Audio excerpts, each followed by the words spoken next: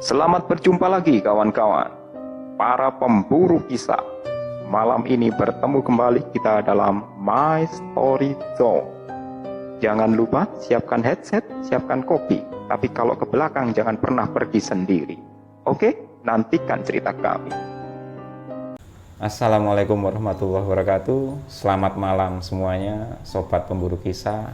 Malam ini kita bertemu lagi ya di Mystery Zone dengan sedikit format yang berbeda, karena di depan saya sekarang ini ada salah satu yang mungkin teman-teman sudah kenal semua. Sobat pemburu kisah pasti sudah kenal semua, Pak Lik Demo. Gimana kabarnya Pak Lik? Sehat? Alhamdulillah. Alhamdulillah. Jadi malam ini kita akan berbincang santai dengan Pak Lik Demo, tapi dengan membawakan cerita-cerita yang juga tentunya akan menarik bagi sobat pemburu kisah untuk menyimak. Jadi malam ini kita formatnya agak rileks ya, istilahnya perbincangan terkait cerita apa yang akan dibawakan oleh Pak Lik Demo. Iya Pak Lik. Iya. Ini ada cerita apa ini dari Pak Lik ini? Ini sebenarnya cerita ini saya dapat istilahnya cerita dari teman. Ya, jadi bukan pengalaman saya pribadi, cuma ini kebetulan ada teman yang ngalami seperti ini terus cerita sama saya. Oh iya, seperti yang istilahnya ceritanya temen ini kayaknya menarik ini. Teman-temannya Pak Lik Demo ini soalnya rata-rata ceritanya ini seru-seru ini. Maaf Iya. sambil ngerokok Oh ya. enggak apa-apa, dinikmati. Saya juga sambil ngopi Pak Lik. Santai ya. Iya. Jadi bisa dimulai ini ya. Monggo. Ya, Assalamualaikum warahmatullahi wabarakatuh. Seperti Waalaikumsalam. biasanya, sebelum saya membawakan cerita ini, karena cerita ini berhubungan dengan ya tetangga sebelah dalam Ye. tanda kutip ya. Betul. Mari kita berdoa dulu biar tidak ada hal-hal yang tidak kita inginkan bersama. Iya, Ya. betul. Mari berdoa sama-sama. Doa mulai. Alhamdulillah. Mudah-mudahan dengan doa tadi kita dalam membawakan cerita ini mulai Iya. awal sampai akhir nanti Bisa, tidak ada apa-apa iya, ya, lancar. karena ini ya menyangkut Iya. alam sebelah istilahnya Betul, ya. betul. Jadi gini ceritanya. Ini kejadiannya ndak lama. Ndak lama maksudnya itu masih dalam ya tahun 2023 kemarin. Iya, barusan. Ya baru. Ini teman saya ini cerita ke saya. Jadi dia itu memang kebetulan sepertinya olah batinnya itu agak mumpuni ya. Dia itu sering ahli wirid, ahli tirakat, ahli gini ya. Nah, suatu ketika dia itu mimpi. Jadi setelah melakukan aktivitas rutin tiap malam, dia itu memang ahli istilahnya kalau malam itu tidak pernah Iya. tidur ya. Ahli kalau orang Jawa itu ahli melek gitu ya. Melekan. Iya. Tapi dalam kondisi bukan begadang yang Iya, yang seperti umumnya. Iya, enggak seperti itu. Jadi dia itu menyendiri, istilahnya itu mendekatkan diri kepada Sang Pencipta. Ya, dengan diisi dengan doa-doa wirid apa ya, dia itu punya amalan-amalan khusus ya yang rutin diistiqomahkan tiap malam. Nah, suatu ketika dia ini tidak sengaja pada waktu kondisi duduk ya pas wirid itu ya itu tertidur. Jadi biasanya nggak seperti itu. Dia itu bahkan itu kalau malam itu hampir nggak pernah tidur sama Terjaga sekali. terus ya. Iya. Kalau siang mungkin dia itu istirahat sebagai gantinya malam tadi. Kan namanya orang kan pasti ada rasa Iya. ngantuk kan gitu ya. Itu kalau siang atau pagi dia itu istirahat. Tapi kalau malam mulai habis maghrib sampai pagi bahkan sampai subuh itu dia itu nggak pernah tertidur. Bahkan pada waktu aktivitas rutinnya dia istiqomahan ya baca wirid gini-gini itu enggak pernah ketiduran. Nah, enggak tahu ini kenapa suatu malam dia itu dalam kondisi duduk tertidur. Jadi dia itu sempat gini mau jatuh. Mau jatuh. Iya, namanya orang ketiduran enggak Iya. sengaja itu kan gitu ya. Nah, pada waktu tertidur itu dia itu mimpi.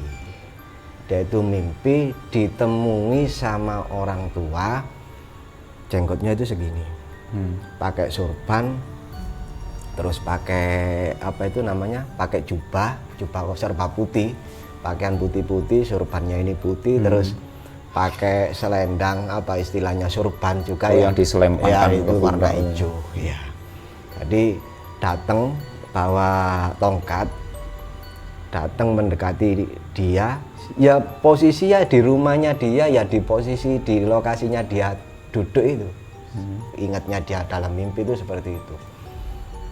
Ngomong sama dia, di sana ada bagian kamu, ambilen, bilang gitu. Bagian itu maksudnya apa? Kayak jatah? Jatah, iya. Jadi seperti dia ini dapat sesuatu di suatu tempat di sana, disuruh ngambil. Karena itu memang jatahmu, iya, gitu ya. Di situ ada bagian kamu, ambilen, disuruh gitu. Ngomong gitu yang orang tua ini. Setelah dia itu dikasih tahu seperti itu dan dia itu paham lokasi yang dituju itu di mana. Jadi lokasi yang dituju itu ya tidak jauh dari rumahnya sebenarnya.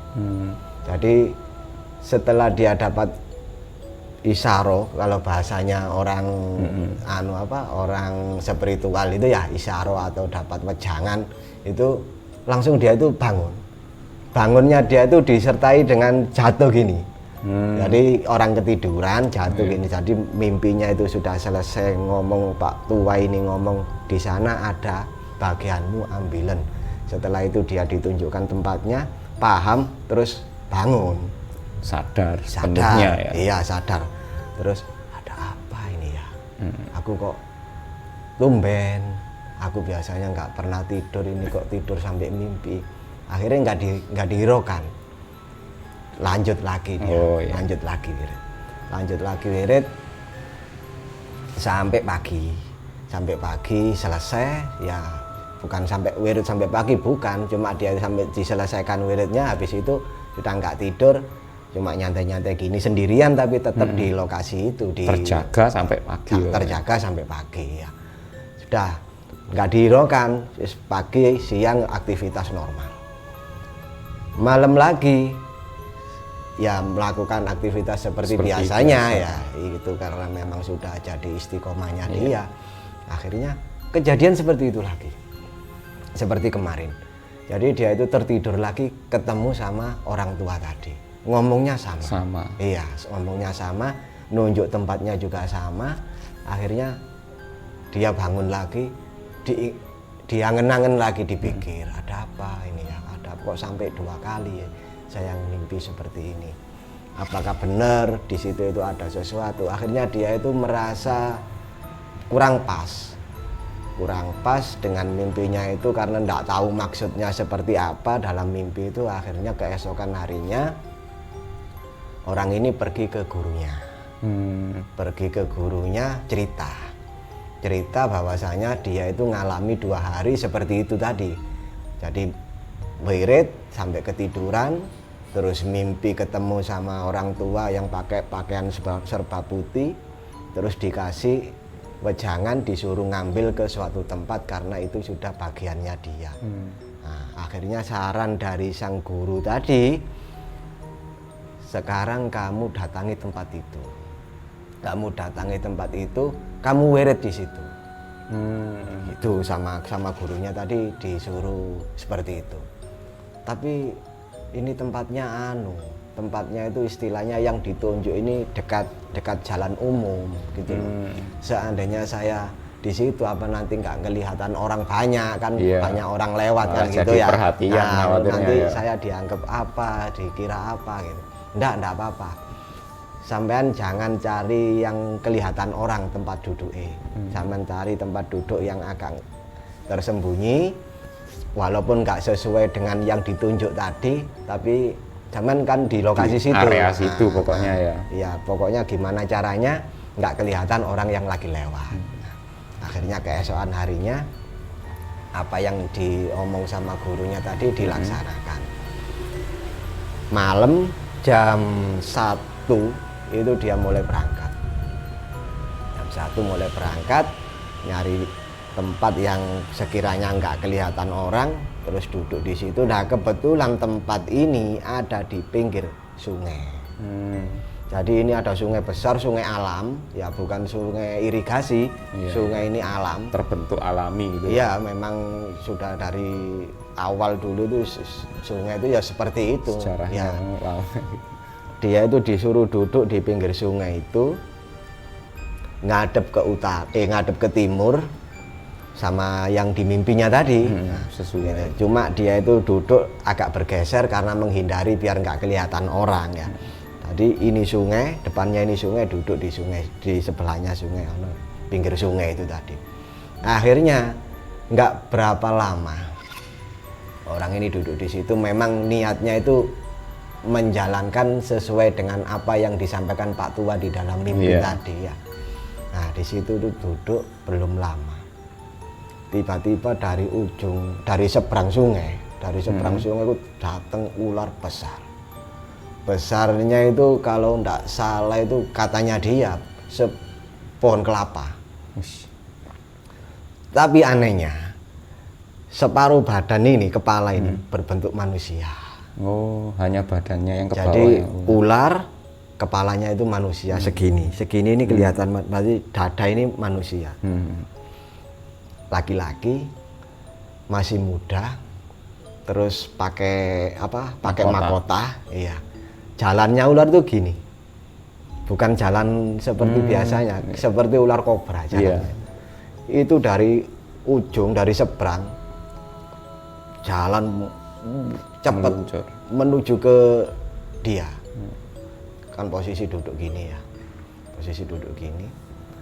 Itu ndak terpejam. Biasanya dia itu kalau posisi seperti itu matanya itu dipejam, ya karena untuk biar fokus atau biar apa. Itu memang dia itu sengaja nggak memejamkan mata karena ingin tahu sebenarnya ini ada apa. Jadi dia itu dengan mata terbuka duduk gini dengan baca amalan-amalan yang biasanya dia lakukan dan sesuai dengan apa yang disarankan gurunya tadi. Nah di situ ular itu langsung datang nabrak ke tubuhnya dia. Jadi dia itu jalan seperti ini, ular itu kenceng sekali jalannya. Iya, seolah-olah dia itu mau dimakan atau mau gimana ya. Karena dia itu merasa ada ular segede itu dengan kepala manusia. Secara nggak langsung kaget juga, gimana rasanya campur aduk kan. Dia merasa mau ditabrak, mau diapakan sama ular itu. Akhirnya dia itu menghindar. Dia itu menghindar gini, akhirnya ular itu lewat sampai ekornya ular ini nyentuh ke kakinya. Iya kan posisi bersila gini kan. Jadi dia gini dihindari gini, ularnya lewat gitu nah badannya ular sampai ekor itu sampai gini di kakinya sini. Akhirnya dia itu sadar, apa ini merasa takut. Nah setelah di situ dia ularnya sudah nggak ada, istilahnya itu dilanjutkan duduk dilanjutkan. Lama-lama dia itu merasa nggak enaknya gimana? Ada lagi sesuatu yang mau datang tapi dari arah belakang. Iya, dia itu dengar ini apa lagi yang mau datang. Mana yang katanya ini sudah jatahku, aku disuruh ngambil, kok aku masih ketemu sama yang seperti ini gitu.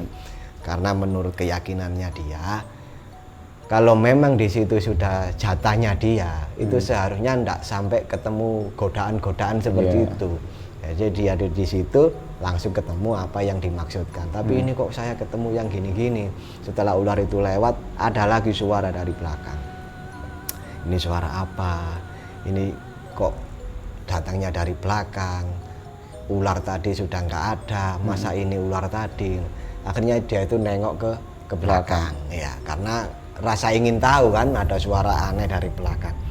Nengok ke belakang, di belakangnya dia persis duduk gini, di belakangnya dia itu ada orang tinggi besar, hitam semua badannya, ini hitam hitam pokoknya hampir nggak kelihatan karena malam. posisinya dia hitam sampai enggak kelihatan, tapi tetap wujud orang besar, apa rambutnya ini panjang segini, iya panjang segini, terus ininya mukanya, matanya ini normal biasa cuma warna merah matanya ini, terus gini di belakangnya dia waktu dilihat gini itu posisinya itu gini, seketika itu dia langsung lari karena posisinya dekat dengan tempat duduknya, merasa terancam jadi dia, dilihat gini, ngelihat orang gede seperti ini, seketika itu langsung lari, hampir dia itu terjun ke sungai saking takutnya. Pas dia lari hilang, orang besar tadi itu hilang. Akhirnya keesokan harinya lari pulang, ya nggak bisa tidur udah. Keesokan harinya langsung dia itu datang ke rumah gurunya lagi. Datang ke rumah gurunya lagi, cerita yang dialaminya malam itu seperti apa.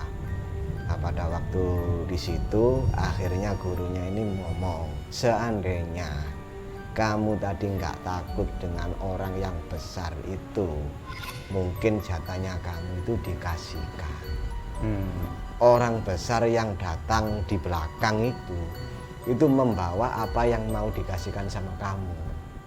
Cuma karena posisinya kamu itu takut, akhirnya ini yang dibawa ini tidak jadi dikasihkan kamu. Kalau kamu masih berani, nanti malam ulangi lagi. Disarankan gitu sama gurunya. Berarti istilahnya coba lagi kesempatan kedua. Iya, itu disarankan seperti itu. Tapi yang orang ini tadi sudah tidak berani lagi untuk coba yang kedua kali. Karena apa? Dia punya pikiran, tidak mungkin malam yang kedua ini godaannya sama. Betul, ya, betul. Pasti dia itu nanti ada lain-lain lagi macam godaannya seperti apa. Iya, kalau lebih ringan, seandainya lebih berat. Jadi dia tuh mikirnya di situ, biar saya nggak dapat jatah nggak apa-apa. Akhirnya ngomong gitu. Teman saya ini. Jadi di situ dia itu menganggap bahwa sebenarnya ini berarti bukan jatahnya saya. Karena apa? Saya masih belum kuat dengan ujian-ujiannya seperti itu. Makanya dia itu sudah memutuskan untuk tidak melanjutkan lagi keesokan harinya. Cuma ya dia melakukan ritual seperti biasanya di rumahnya masih lagi lanjut, ya. Karena itu sudah sebagian dari istiqomahnya dia, rutinitasnya dia. Jadi di situ dia itu mengambil istilahnya hikmah, ya mengambil hikmah bahwa memang kalau bukan jatahnya, walaupun sudah dapat istilahnya petunjuk seperti itu, ya nggak dapat apa yang disampaikan tadi, karena berarti masih belum jatahnya, karena tidak mampu melewati ujian-ujian yang seperti itu tadi. Jadi ya teman saya ini setengahnya itu nyesel campur sembarang kalir ya. Iya, ini kan bahasanya agak Jawa-Jawa dikit ya. Betul. Karena memang kadang-kadang orang kalau antara dia itu yakin dan tidak yakin itu mungkin Pak Leo. Sebenarnya kalau soal yakin, dia itu sebenarnya yakin. Sudah yakin. Iya, sudah yakin karena di dalam dunia kerohanian ya dia itu bisa dikatakan ya sudah mumpuni. Ya karena dengan kondisinya dia sering ritual, sering apa istilahnya ada amalan-amalan khusus di hatinya itu. Kalau soal kemantapan, soal keyakinan itu insya Allah sudah yakin. Cuma karena mungkin mental, ya mentalnya dia kurang siap, jadi nemui hal-hal yang seperti itu masih kurang siap. Jadi sampai dia itu terkejut dengan penampakan orang yang tinggi besar. Karena memang ya siapa yang nggak takut, posisinya pas di belakangnya. Karena kaget itu biasanya mental itu langsung ya, kecuali kalau sudah dari jauh kelihatan pelan-pelan lah, itu dari jauh kelihatan ular kenceng. tadi kan dari jauh udah kelihatan ada ular. Lah ini nggak tahu dari jauh tiba-tiba tahu ada di belakang. Secara otomatis kan kaget ya. Kaget langsung pengaruh ke mental itu. Untung-untungnya nggak nyebur ke kalinya. Akhirnya di situ dia itu nyadari kalau berarti saya ini masih belum waktunya. Jadi dia itu nggak ambisi untuk ngejar apa yang dijanjikan orang tua tadi. Jadi dia itu tahu diri, jadi akhirnya dia nggak meneruskan apa yang disarankan sama gurunya, suruh ngelanjutkan malam kedua itu.